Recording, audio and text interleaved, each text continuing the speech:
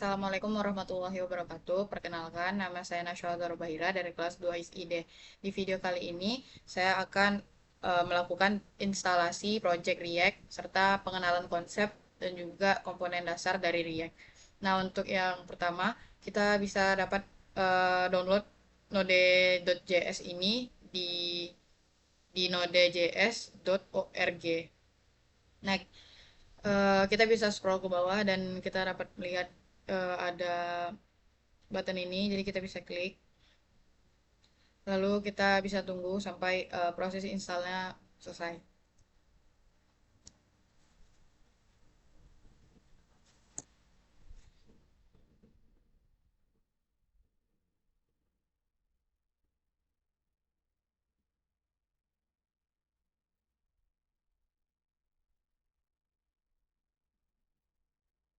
Oh ya, di sini saya cuman ada versi yang 22.2.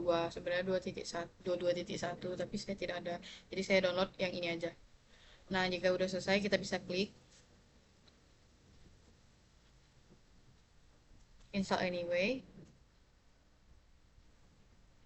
lalu next, accept, next, next aja, next, hmm, next, lalu tekan install.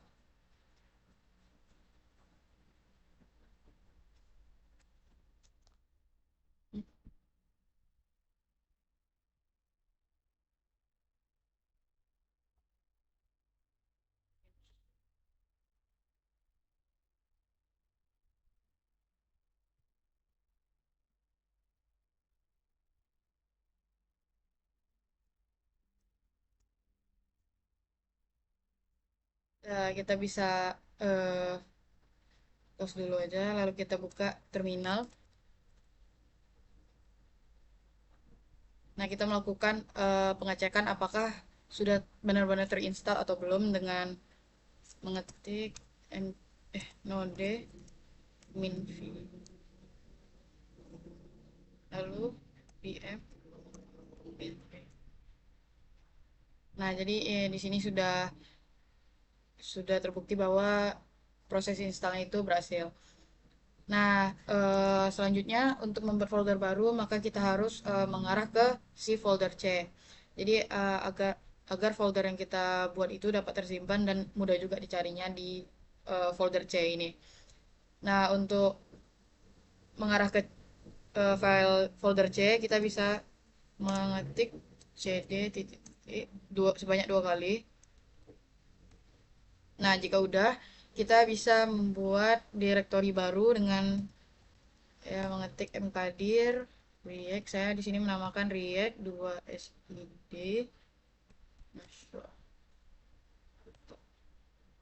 Nah, setelah proses sudah berhasil, kita bisa masuk ke react-nya. React 2 masuk. Nah, di sini kita udah masuk ke dalam si direktori react 2 sid Naswa ini. Lalu kita lakukan npm create at let's gt min template React. Di sini kita melakukan instalasi React.js ke dalam folder React 2SID Naswa ini. Lalu kita tekan enter. Lalu kita tunggu aja. Proses Y, enter. Lalu kita tekan ini React. Ini kita pilih JavaScript. Terus yes. Lalu kita tunggu aja.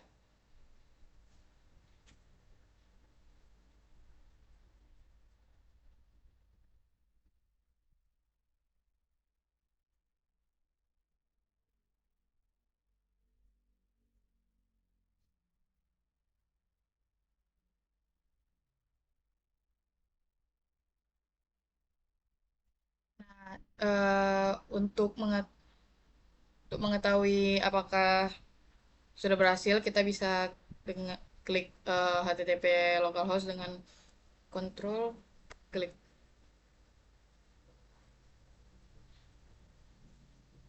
Nah, dapat dilihat bahwa kita sudah berhasil membuka React.js kita. Selanjutnya saya akan menjelaskan beberapa komponen yang ada di React.js. Di dalam React.js ini terdapat komponen utama yaitu parents komponen, yang dimana parents komponen ini dapat menampung banyak komponen di dalamnya. Contohnya itu ada greeting sama user input. Nah, user input ini merupakan komponen, sedangkan parent komponen itu biasanya posisinya tuh di paling atas. Nah, selanjutnya itu ada child komponen. Nah, child komponen ini adalah komponen yang dipanggil ke komponen lainnya, sehingga komponen child ini dapat dipanggil ke uh, komponen parent.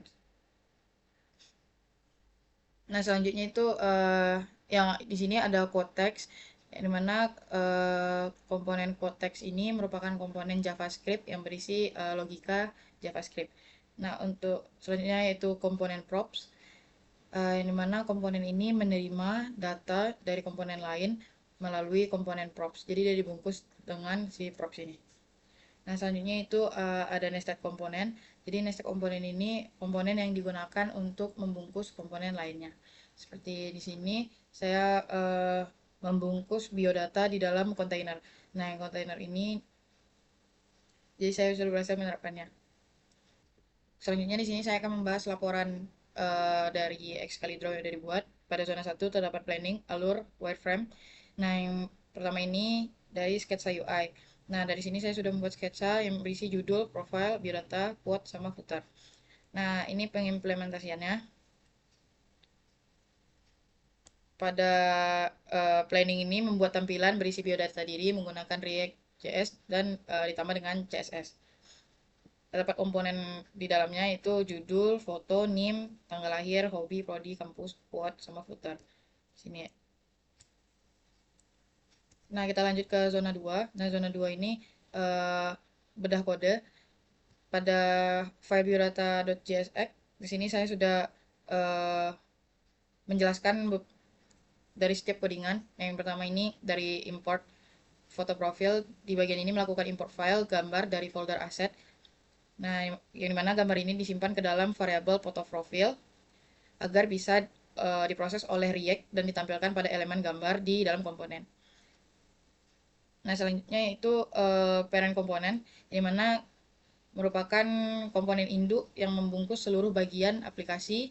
Di sini semua komponen dipanggil. Komponen ini juga menyiapkan data, nama, NIM, alamat, dan lain-lain untuk dikirim ke komponen anak melalui props. Ya. Nah, komponen satu yaitu greeting. Nah, komponen sederhana untuk menampilkan teks sambutan welcome. Nah, di sini selamat belajar JS. Isinya bersifat statis, artinya tampilan dan teksnya tetap karena tidak menerima data dari luar. Nah, selanjutnya itu user card, yang mana berfungsi menampilkan kartu informasi lengkap pengguna, baik dari nama, NIM, prodi, dan lain-lain. Komponen ini menampilkan data yang dikirim dari parent melalui props dan menggunakan variabel foto profil untuk diimport. Ini sebelumnya. Nah, selanjutnya itu ada quote text.